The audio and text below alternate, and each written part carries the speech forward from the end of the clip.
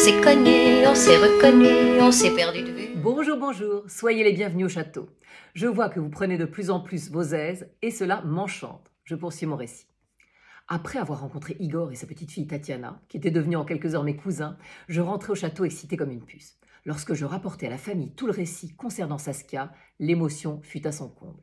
Ma grand-mère Épiphanie me dit qu'elle proposerait dès la semaine suivante à Igor et Tatiana de venir habiter au château pour une durée indéterminée, de manière à ce que la jeune fille puisse poursuivre des études sans avoir à se soucier de trouver de quoi payer leur loyer ou les médicaments pour son grand-père. Cette dernière avait juste eu le temps de me dire en 2 mots lors de notre rencontre qu'elle rêvait de devenir médecin et plus exactement d'étudier une technique de soin avec des aiguilles qu'utilisaient les Chinois depuis des centaines d'années et qu'on appelait acupuncture. C'était son cousin Sergueï qui lui en avait parlé à la suite d'un de ses voyages en Chine et Tatiana était très attirée par cette façon de soigner d'un genre totalement nouveau en Europe. Je crus comprendre qu'en plus d'être attirée par l'acupuncture, elle l'était également par son cousin, mais je me gardais bien de lui en parler car elle était encore très timide et réservée. Il fut convenu qu'Igor et Tatiana arriveraient au château le samedi suivant, le temps pour eux de rassembler leurs affaires et de remettre leur logement en ordre avant de le quitter. Tatiana, ne sachant pas comment joindre Sergueï qui était toujours en voyage, laissa une lettre à son attention au concierge de l'immeuble, lui donnant l'adresse du château et lui expliquant la situation. Elle espérait vivement qu'il aurait la lettre et pourrait venir nous rendre visite rapidement. En attendant la venue de nos nouveaux cousins, maman et moi nous activâmes pour préparer 2 belles chambres dans lesquelles nous souhaitions du fond du cœur qu'ils se sentent un peu chez eux même en étant si loin de leur patrie. Flora, malgré son jeune âge, comprenait parfaitement que nous étions fous de joie d'avoir retrouvé la famille russe de son arrière-grand-père. Quant à mon petit Rocky, il suivait les préparatifs du haut des bras de Marie-Antoinette ou des miens et semblait jeter des regards approbateurs sur la décoration des chambres. Et lorsqu'il nous entendait évoquer l'arrivée de nos cousins russes, il souriait en me tapotant la joue d'un air de dire « Bravo ma petite, bien joué ». Très déroutant une fois de plus. Cependant, j'avais mis au point une technique qui le faisait retourner instantanément à l'état de bébé normal. En effet, quand j'avais l'impression qu'il me regardait et me jugeait comme un adulte, je me mettais à l'embrasser vivement dans le cou et sur le ventre et immédiatement, son rire et ses gazouillis redevenaient ceux d'un bébé, ce qui me rassurait un peu. Le jour de l'arrivée d'Igor et Tatiana, il faisait un temps splendide de juillet et le château, astiqué de tous les côtés, posé sur la verdure de son parc, leur coupa le souffle. Igor s'arrêta longuement pour regarder la façade, fantasque, à la fois impressionnante et joyeuse. Et il nous dit que Saskia, où que puisse être son âme, avait dû être d'une immense fierté en voyant ce que son fils bien-aimé, abandonné dans la douleur, avait réussi à bâtir par la force de son courage et de son intelligence. Il avait absolument tenu en sortant de la voiture à monter seul les marches du perron. Et lorsqu'il vit maman, il lui tomba dans les bras en pleurant. Le choc des retrouvailles pour ce vieil homme était encore plus fort que pour nous, car il avait connu toute l'histoire de sa cousine, que nous venions seulement de découvrir, et il avait porté ce chagrin toutes ces années. Une fois installés, nous fîmes tout pour que Tatiana et lui se sentent à l'aise. Et visiblement cela fut efficace, car 2 heures plus tard, après un déjeuner historiquement délicieux de Sidonie, nos autres cousins étaient totalement détendus, repus et souriant béatement, comme si après toutes ces épreuves, ils soufflaient enfin pour la première fois. Je pense que tant que l'on n'a pas vécu un déracinement de son pays et la fuite devant le danger en emportant le strict minimum sans se retourner, on ne peut imaginer l'état d'angoisse et d'instabilité que cela procure. Et je crois que le fait de retrouver une famille, même lointaine et même inconnue, procura à Igor et Tatiana un sentiment de sécurité qu'ils n'avaient pas connu depuis des années. Épiphanie ne voulait pas brusquer le vieil homme, mais elle avait 1000 questions à lui poser et lui demanda si lui et Tatiana avaient des photos ou des portraits des ancêtres de mon grand-père. Igor nous dit qu'ils avaient fui la Russie au moment des massacres qui suivirent la Révolution et qu'ils n'avaient pensé qu'à sauver Tatiana. Ils n'avaient donc rien emporté, ni photos, ni tableaux, ni souvenirs. Tout était resté là-bas et les meubles et les icônes russes que j'avais vus dans leur appartement leur avaient été donnés par des amis charitables qui étaient aussi installés à Paris. Je sentais la déception de ma grand-mère. Toutefois, Tatiana nous dit qu'en revanche, son cousin Sergueï avait réussi à sauver beaucoup de choses et qu'il avait chez lui à Venise une pièce entière remplie de souvenirs ainsi que de photos et de portraits des membres de la famille de Saskia.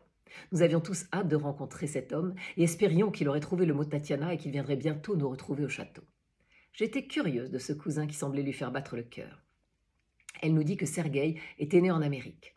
En effet, l'un des frères de Saskia, Boris, s'était marié en 1861, peu de temps après la disparition de sa sœur, contrairement à Dimitri, l'autre frère, qui était resté célibataire. Ce Boris avait eu 2 enfants, un garçon et une fille. Lorsqu'ils eurent une vingtaine d'années, ils découvrirent l'Amérique à l'occasion d'un voyage d'étudiants. Et ils eurent envie tous les deux de fuir l'atmosphère lourde de Moscou et l'ambiance familiale qui était rarement à la gaieté pour s'installer dans ce pays au sang neuf et y bâtir leur avenir. Boris eut le cœur déchiré en voyant partir ses deux enfants, mais tout comme sa femme, il ne voulut pas les suivre dans cette aventure, étant déjà un peu âgé et surtout attaché de manière viscérale à sa terre natale. Le fils de Boris n'eut pas d'enfant, mais sa fille Svetlana eut un fils qu'elle prénomma Sergueï, et qui grandit donc en Amérique, pays des libertés, tout en étant abreuvé d'histoire russe depuis sa plus tendre enfance.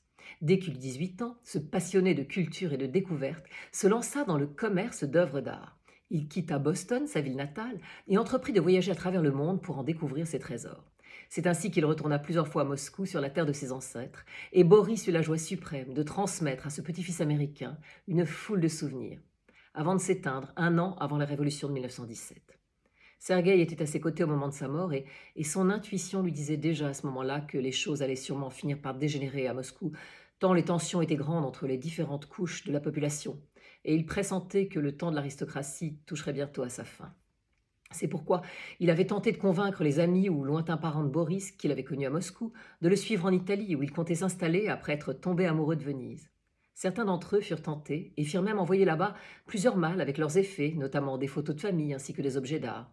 Mais au dernier moment, presque tous avaient décidé de rester chez eux, ne croyant pas que leur vie puisse réellement être en danger. Hélas, l'histoire leur donna tort, et Sergueï perdit une grande partie de ses amis. Il avait donc fait, dans son palais vénitien, une sorte de musée, avec tous les souvenirs russes qui attendaient d'éventuels survivants depuis 7 ans.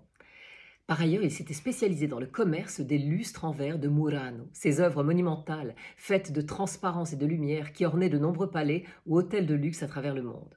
Et enfin, il s'était également associé à un génial créateur de tissus espagnol installé à Venise, nommé Mario Fortuny, dont les robes et les objets en soie plissée, d'une originalité et d'une élégance rare, connaissaient un énorme engouement et que Sergueï commercialisait à prix d'or. Il était donc constamment en voyage et profitait de chacun de ses passages à Paris pour rendre visite à son vieux cousin Igor et à sa jeune cousine Tatiana. Nous espérions tous le voir arriver au château un jour prochain. Et lorsque la semaine suivante, un homme très élégant d'une trentaine d'années se présenta à la porte du château, nous n'eûmes pas besoin de lui demander son nom puisque nous savions tous que c'était le fameux Sergueï. Il eût fallu un bon moment pour comprendre toute l'histoire, tant Tatiana, Igor, ma grand-mère, maman et moi parlions tous en même temps pour lui raconter nos versions respectives de l'épopée de Saskia et de Roch. Enfin, après 1 heure de bavardage incessant, il avait fini par tout enregistrer et laissa éclater sa joie d'avoir en une journée récupéré tout un pan de sa famille. Sergueï était le charme même, extrêmement raffiné, vif, intelligent, drôle et diablement séduisant. Tatiana le dévorait des yeux.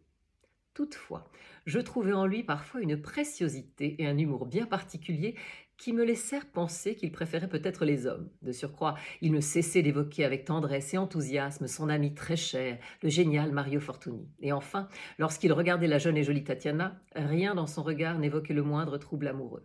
Allons bon, la pauvre petite allait sûrement être déçue que son prince charmant préfère les bergers aux bergères, mais elle avait toute la vie devant elle pour trouver un autre amoureux, et en attendant nous passâmes des moments exquis et très amusants en compagnie de ce nouveau cousin. Sergueï nous expliqua qu'il avait chez lui à Venise de nombreuses photos et de très beaux portraits de Saskia, enfant et jeune fille, et il confirma les dires d'Igor sur la ressemblance troublante qu'elle avait avec ma mère. Il avait aussi récupéré une lettre de la mère de Saskia, écrite à la fin de sa vie, dans laquelle elle demandait pardon pour sa conduite abominable et son orgueil démesuré qui avait conduit à la perte de sa fille. Nous rêvions de voir ces trésors. Sergueï nous dit qu'il devait repartir en voyage pour plusieurs mois, mais que si nous étions d'accord, il nous invitait tous l'hiver prochain à Venise au moment magique du carnaval. Nous pourrions rester chez lui aussi longtemps que nous voulions pour découvrir cette ville féerique et en profiter pour recoller tous les morceaux de l'histoire familiale de Roch. Nous fûmes tous enchantés de cette proposition. Et lorsqu'il repartit 2 jours plus tard, la séparation fut moins triste puisque nous savions que nous passerions bientôt un très grand et bon moment ensemble à Venise. Les mois qui suivirent le départ de Sergueï furent extrêmement joyeux. Igor, malgré son grand âge, avait retrouvé une seconde jeunesse chez nous et s'entretenait pendant des heures avec ma grand-mère Épiphanie, comparant leurs jeunesses respectives en France et en Russie. Tatiana avait réussi l'exploit, rarissime pour une femme à l'époque, d'entrer en faculté de médecine et d'y suivre le cursus général, avant de pouvoir ensuite bifurquer hors des sentiers battus vers son étonnante acupuncture. Elle travaillait nuit et jour comme une forcenée, mais elle était radieuse. Ma mère continuait son travail avec Mike Mitchell à la tête des sociétés de mon grand-père. Et moi, bien qu'ayant mes 2 enfants à élever et le château à faire tourner, j'avoue que je me sentais un peu désœuvrée depuis que mon enquête russe était terminée. Cependant, Noël 1924 arriva à toute allure et nous préparions comme à l'accoutumée des réjouissances magnifiques. Marmaduke devait rentrer le 24 décembre, après plus de 4 mois d'absence. Et Claudine et Andrew, qui étaient allés passer un long séjour en Angleterre, arrivèrent le 23, ravis de faire la connaissance de nos Russes. Avant de passer à table, Claudine me tira par la manche et m'entraîna dans le bureau de mon grand-père, devenu celui de maman. Elle me dit qu'elle voulait me parler d'une chose qu'elle ne pouvait garder pour elle. Je pensais qu'elle allait m'annoncer une nouvelle grossesse. Mais elle me dit qu'à Londres, Andrew et elle avaient croisé Archie à une soirée. Mon cœur se mit à battre la chamade. Elle me dit ensuite qu'il leur avait annoncé ses fiançailles avec une jeune Écossaise. Mon cœur s'arrêta de battre. Andrew lui avait alors confié qu'ils étaient au courant de notre coup de foudre réciproque. Archie leur avait répondu que même s'il était toujours persuadé que nous serions ensemble un jour, j'étais mariée à nouveau et maman d'un deuxième enfant et qu'il avait décidé lui aussi de faire sa vie, car le moment de nos retrouvailles serait sûrement très lointain, et son clan avait besoin de sang neuf et d'enfants pour perdurer. Claudine lui dit que ça n'était pas très fair-play de se fiancer à une jeune fille en pensant à une autre femme. Mais Archie lui avait dit qu'il avait avoué cela à la demoiselle et que celle-ci lui avait répondu que l'idée d'appartenir à l'une des plus vieilles familles écossaises lui ferait oublier ce genre de petits détails. J'étais anéantie, car même si je n'étais aucunement en droit d'exiger d'Archie le célibat, j'avais au fond de moi espéré qu'il m'attendrait patiemment pendant des années. La soirée qui suivit fut donc teintée de gris pour moi, malgré l'ambiance générale qui était joyeuse au plus haut point. Le lendemain, Marmaduke débarqua au château, encore plus fringant que dans mon souvenir. Il souleva son fils dans les airs, et Rocky le regarda avec un sourire qui semblait dire « Content de te revoir, l'ami ». Noël fut comme à chaque fois au château une fête incroyable, aussi émouvante que pétillante, au cours de laquelle chacun faisait le plein d'amitié et d'amour. Cette ambiance dura jusqu'au 1er janvier 1925, qui s'ouvrit sur un ciel éclatant. Marmaduke était couché à côté de moi dans le lit, après une nuit où nous avions fait l'amour, mais toujours avec ce drôle de sentiment de ne pas être l'un et l'autre à notre place. Il se releva sur un coude et me dit « Ma chère Zena, je ne sais pas comment tes sentiments à mon égard vis-à-vis de notre couple ont évolué ces derniers mois d'absence. Mais je crois comprendre que tu ressens comme moi une grande amitié, mais pas de frisson. Et je t'ai d'ailleurs entendu prononcer le prénom Archie dans ton sommeil. Ah, fichu inconscient. De mon côté, ma vie est à New York et je ne vais pas pouvoir rester mariée éternellement à une femme habitant à l'autre bout du monde et dont les sentiments à mon égard ne sont pas de l'amour. Je te propose donc un divorce, qui te laisserait la garde de Rocky, que je pourrais venir voir aussi souvent que je le souhaite, ainsi qu'une pension très confortable pour l'élever. Nous verrons lorsqu'il sera en âge de choisir ses études, s'il souhaite les faire en France ou en Amérique. Je souhaite du fond du cœur de rester ton ami le plus cher, et j'espère que tu retrouveras un jour celui qui te fera battre le cœur. En quelques jours, je me retrouvais donc abandonnée par Archie et par Marmaduke, seule avec mes 2 enfants et un peu sonnée, je dois dire. Heureusement que j'allais une fois de plus pouvoir puiser des forces au sein de ma famille. Je libérai donc le duc de son engagement, sachant qu'à défaut d'avoir été le mari de mes rêves, il serait toujours un père et un ami formidable. Et je décidai donc d'attendre, de voir ce que me réserverait l'avenir. « Oui, Archie, comment ça a bien fait pour moi ? Vous n'alliez pas m'attendre toute votre vie. Ah bah oui, ça j'ai vu. Mais heureusement que finalement. Oui, heureusement que finalement.